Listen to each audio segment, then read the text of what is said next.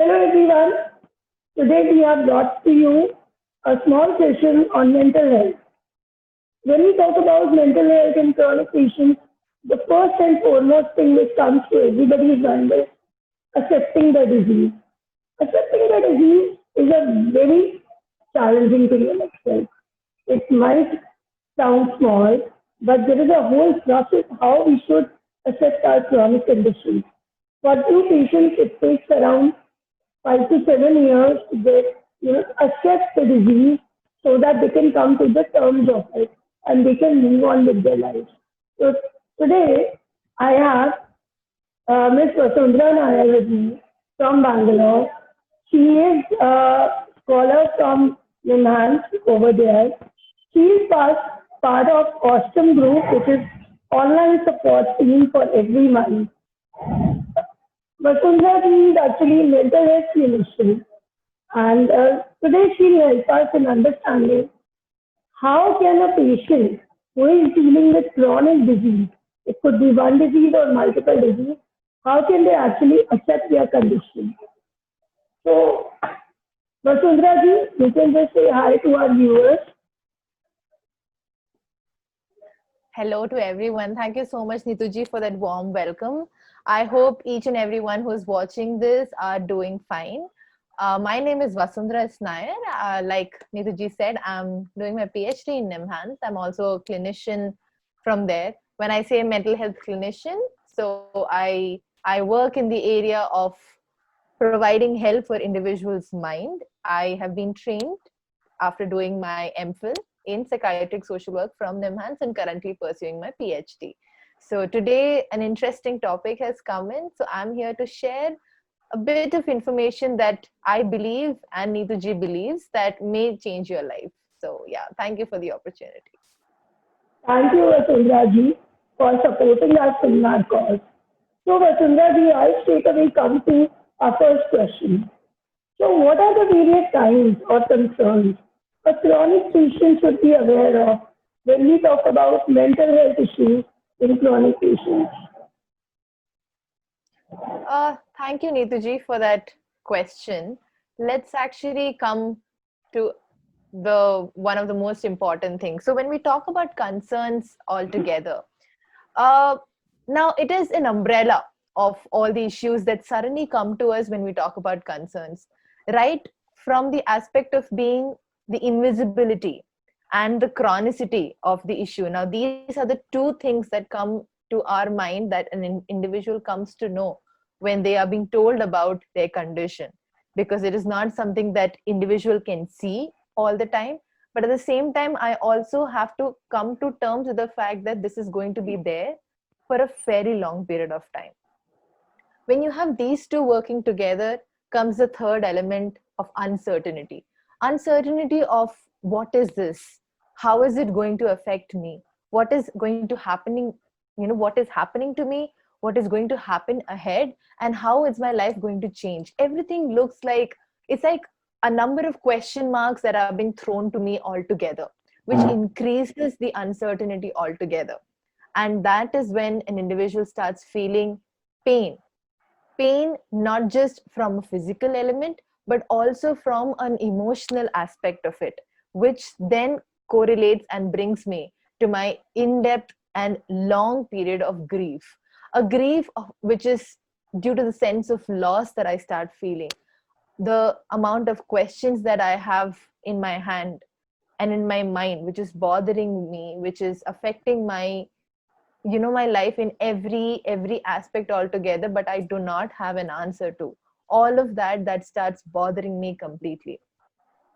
With that, a lot of individuals also report, because it is not just in the Indian system, it is not just the individual, but it is also the family that I live in that starts getting affected, which brings me to a very important element of the family concerns that come into picture.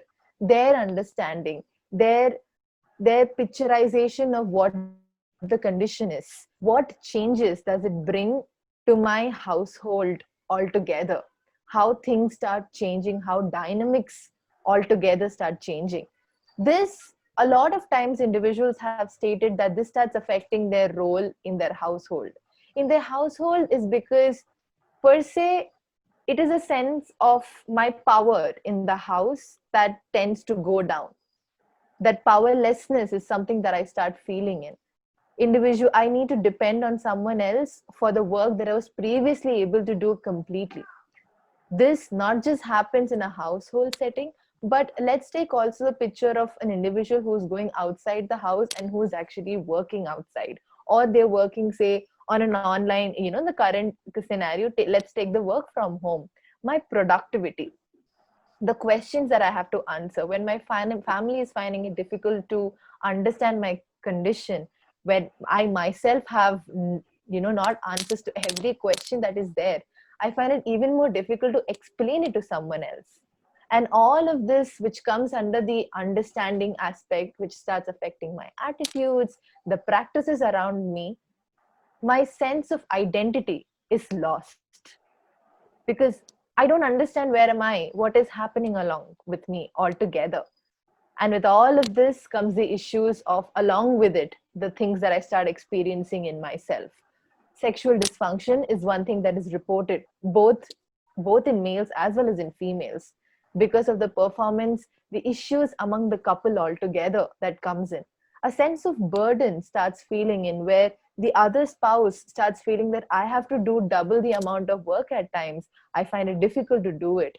Or the other person who's not understanding, the person here, that is the person living with this condition, finds it extremely fatiguing, extremely painful to actually do all the work on their own, because they don't have support of anybody else. Pregnancy related issues that come in, all of these, that things that I said, start affecting two important things and have an effect. One is my quality of life.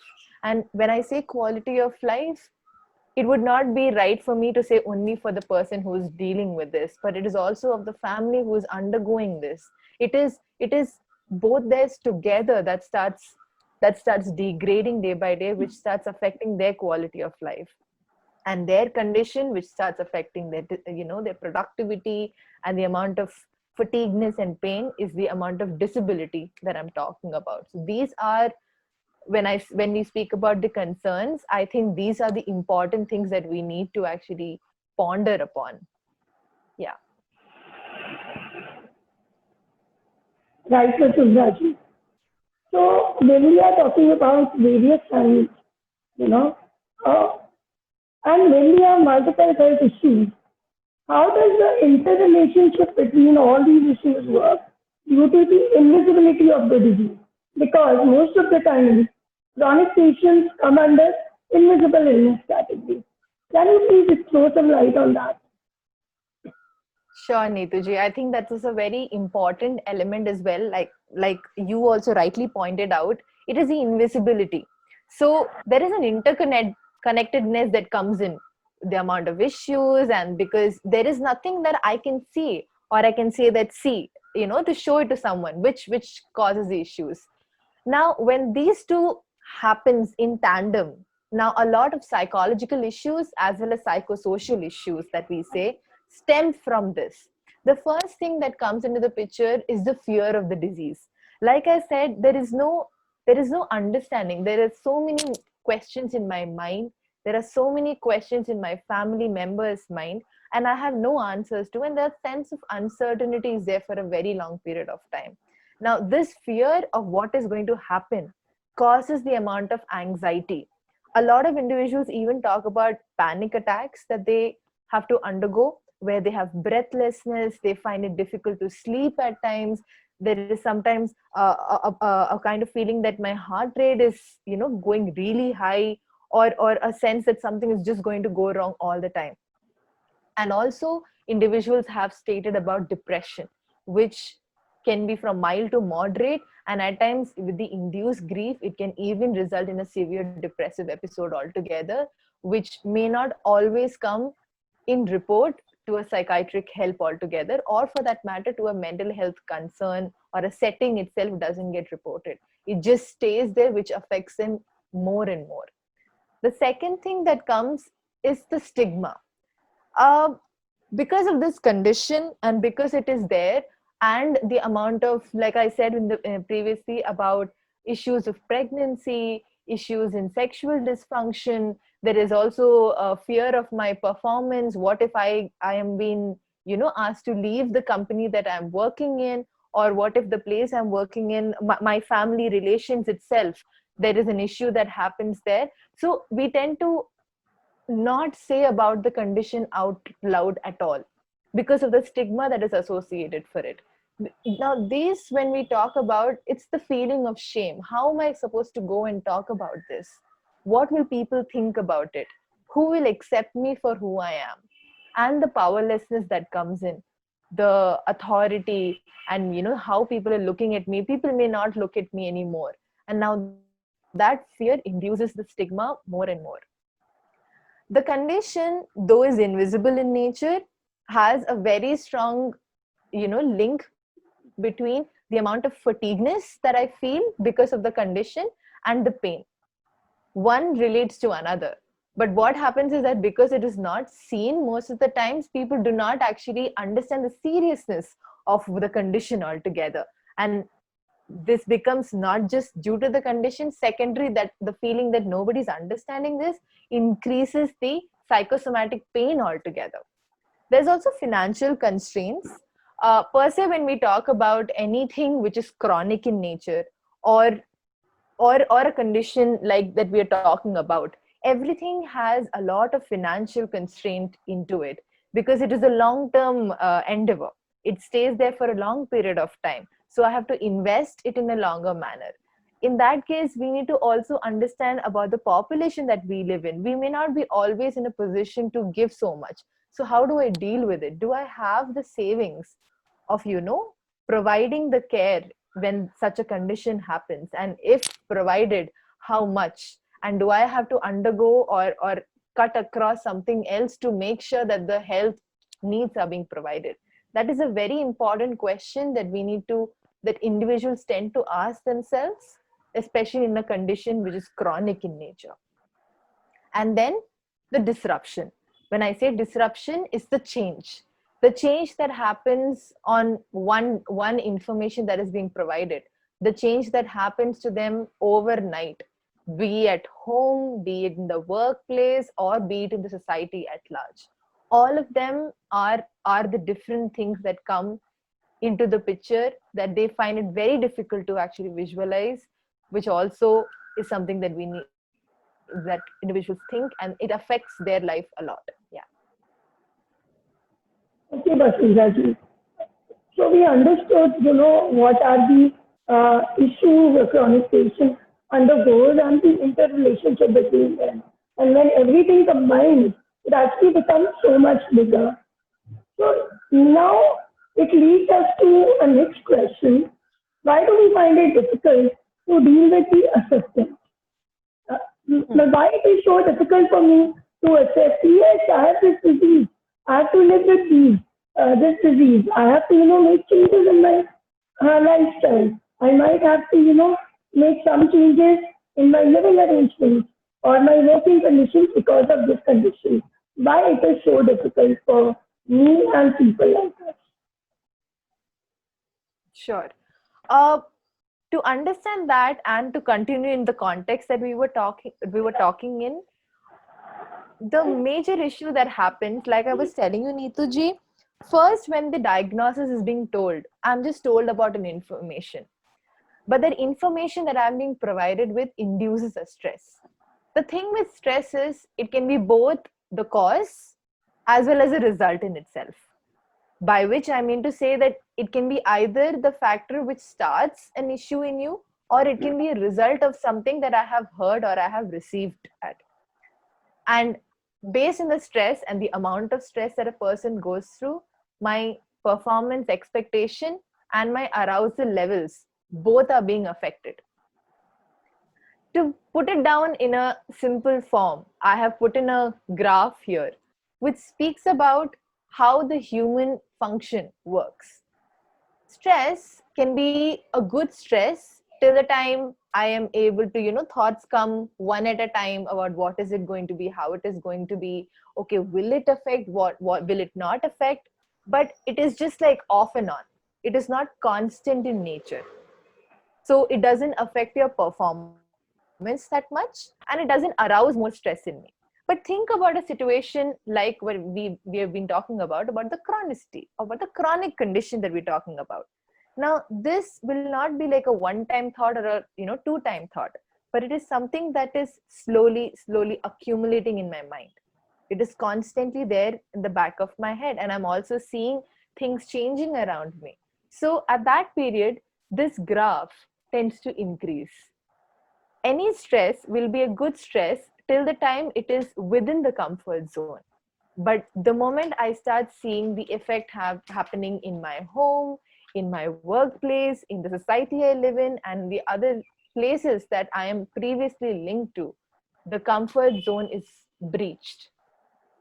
And that is when the peakedness happens, because I find it extremely difficult to deal with that situation at that period of time, because I don't have any help, I don't have any questions, and all the previous methods in which how I was coping or how I was dealing with the situation, all of them post using are not helping me in any manner.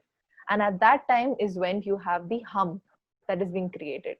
The thing with the hump is that that's when the stress has built into such a level that I find it very difficult to do anything else but only think about the stress. And that becomes my distress. Now, fatigueness and later on the exhaustion affecting my ill health and eventually leading to breakdown is something I do not know to deal with. And that is when I find it difficult to deal with my stress, it results in these conditions altogether, which then affects my performances and also keeps on arousing my stress.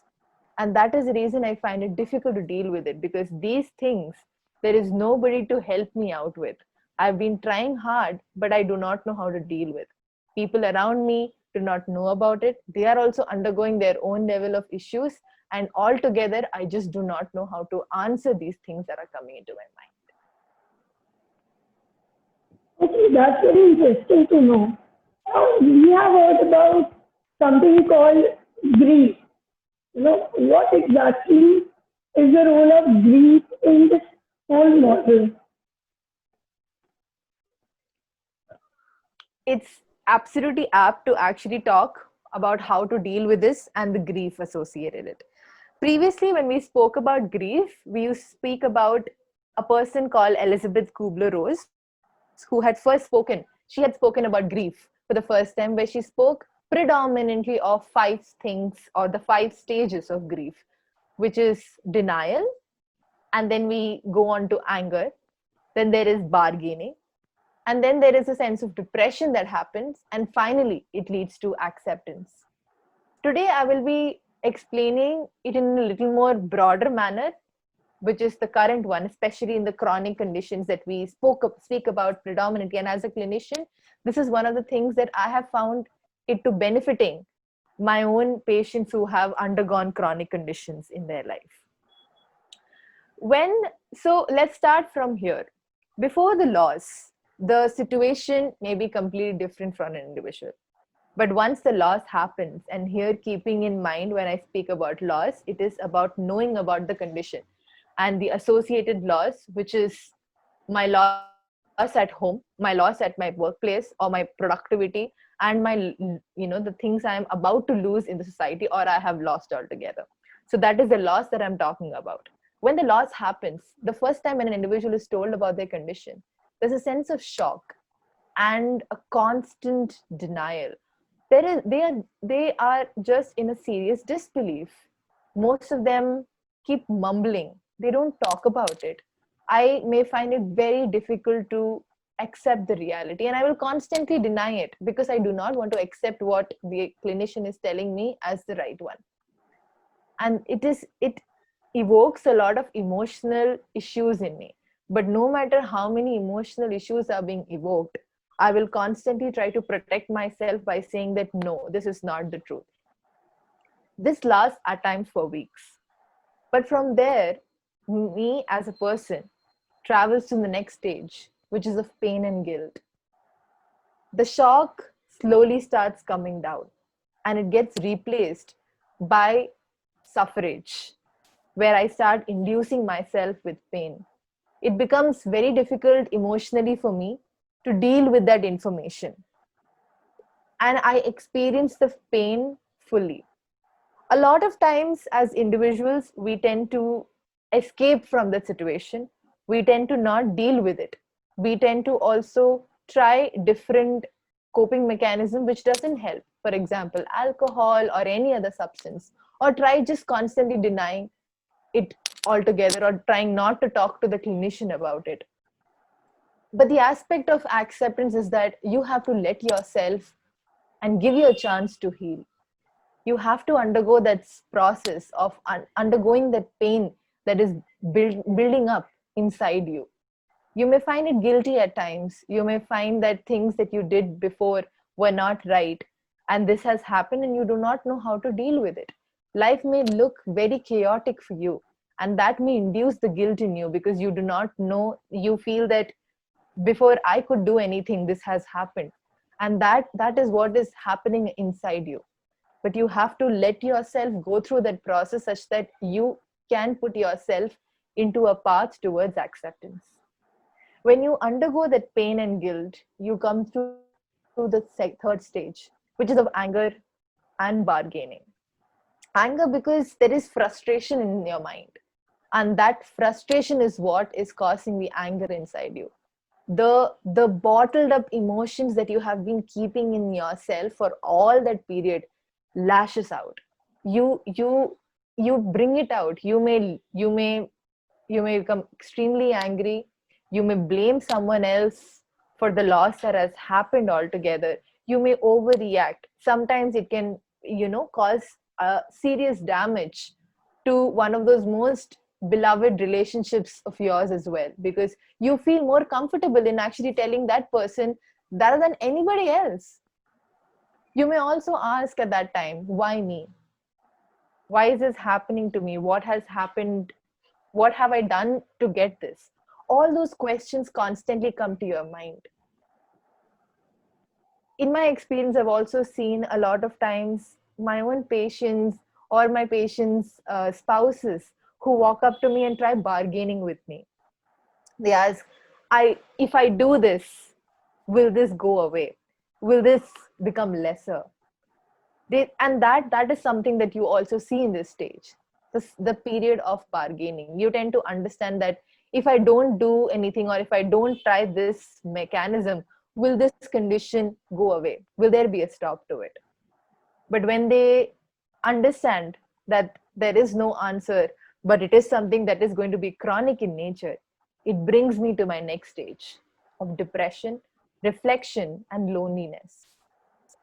It's a long period of sadness that overtakes you completely.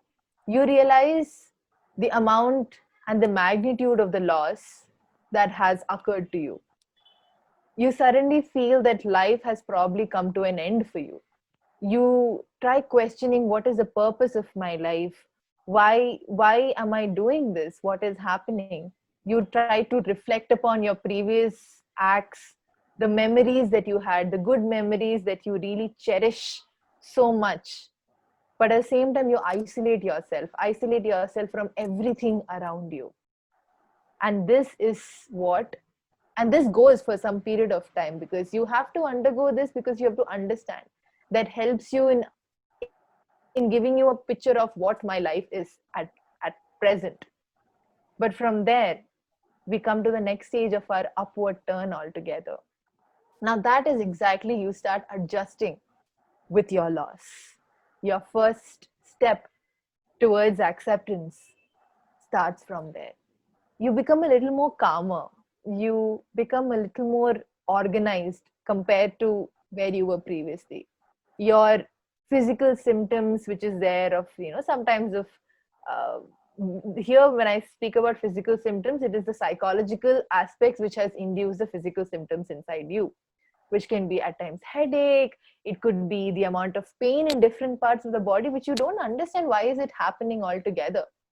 All of that becomes lesser. The sadness that was there reduces, and you're able to lift yourself better. And from there, we go off to our second last stage of reconstruction and working through, where you become a little more functional. your mind starts working in a little more organized fashion. You have hold of the situation where you are. You find yourself in a more solution providing manner than a reacting manner, because you're responding to the situation, not reacting to it. So problems, or how do you process in your mind that these are problems and I do not have answers to, you actually try compartmentalizing and look at it from a solution point of view. And from there, we move on to our last stage of acceptance and hope. You learn to accept and deal with the reality. Now, when I say about acceptance, I do not necessarily mean happiness, but it is about the acceptance of what the current situation is. The pain, the turmoil that has been there reduces. You feel more untroubled altogether. There is a sense of hope that comes back to you. You feel like looking forward and to plan things for the future. You're able to think about what happened, but it's okay that life has to move on. And yes, good things are about to come. And that feeling helps you in experiencing the feel of living again, living with joy again. And that is the entire process of you coming out of grief after accepting the condition. So this is what happens when an individual goes through grief, and how they go through these stages to finally accept the condition and to live beyond just the label of a chronic condition. Yes. Vasundhara, I can so relate to each and every stage, all 7 stages, and each and every word that you just now mentioned. When you were describing everything, I was just imagining or thinking, you know, yes, I have been in that state, and these were the things which I was doing in that state. I exactly felt all those emotions. I actually felt pain, guilt, and anger mostly. These are the key things which most of the patients report to us, that they are in pain, they have a guilt, and there is a lot of anger. So I can so relate to everything what you just now explained beautifully. So Thank you so much. I'm glad. I guess that leads us to the last question of our session today. Like, what are the tips, you can give to chronic patients? How should we manage grief, or how should we start accepting the disease? Because talking about all this is still all right, but where should we start as a layman person, layman patient? What are the I would rather say to-do list for me? From there, I can start working on it. Sure.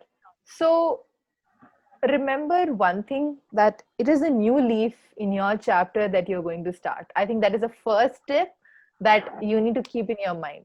The first thing comes from understanding what am I actually going through, and what all other things that are coming along with it. You have the right as a person who's undergoing and living with this, and so does your family have the right to know about the condition in totality. Because unless and until you don't have the answers to the questions that are bothering you or your family's mind, you will find it very difficult to actually cope with it. So the first thing comes with understanding the condition and the comorbidities, that is, along with that, what are the other things that are coming under the picture for me, and understanding what am I supposed to do for it, how am I supposed to do for it, and to what extent am I supposed to do for it. The second thing from there is about acknowledging. Acknowledge if there is a distress, a stress, or a burnout that is happening. Try to control or bring it to someone's notice if you think that it is going beyond the period where you find it difficult to deal with it. And I would always suggest that this is not just for the person who's going through, also the family members who live with them.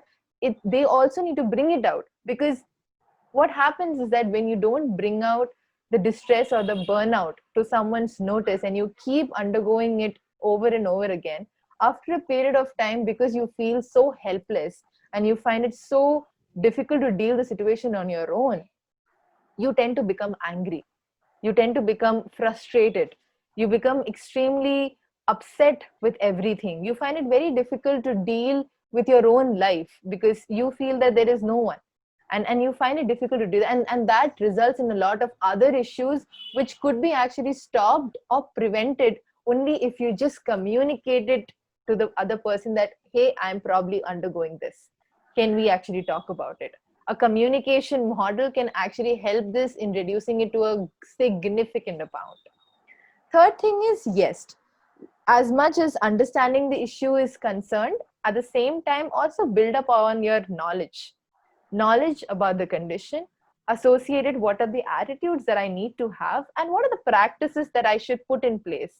This should not be just with the person or with the family, but also anyone who's interacting with them, or in anyone that they interact with. This can be their workplace or the community or the extended individuals who are there. Let them also know. Spread the information about it such that it is only the appropriate behaviors, and also you are in a safer space, and you feel more understood, and you find it easier to do things as compared to a situation where you actually hide it because of the feeling of shame, or a feeling of that what will people think, and that creates more issue for you. Network with your families, with your workplaces and community. Situations are getting better. Our community, there are also institutions who are actually, helping in advocacy. Let them help you in helping yourself better. So network with your family members, your workplaces, as well as the communities that you interact with. Maintain a steady lifestyle. Try to make sure that what you do and what is working for you, you try maintaining it for a fairly long period of time.